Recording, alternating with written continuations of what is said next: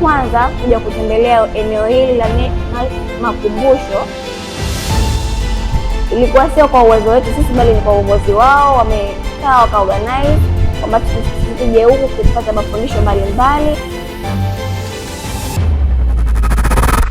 Kwenye safari hii tumejifunza mambo mengi sana.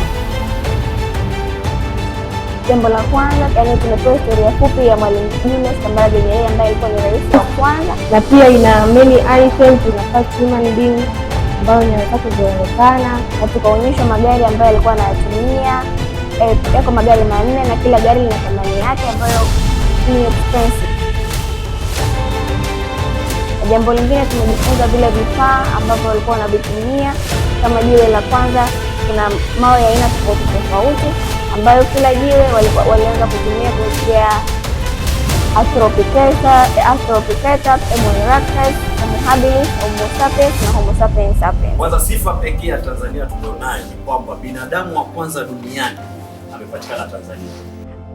Pia tunashukuru uongozi wa chuo, tukianzana na mkuu wa chuo, wasaidizi wake na uongozi mzima wa chuo kwa kutupa nafasi hii kutembelea eneo hili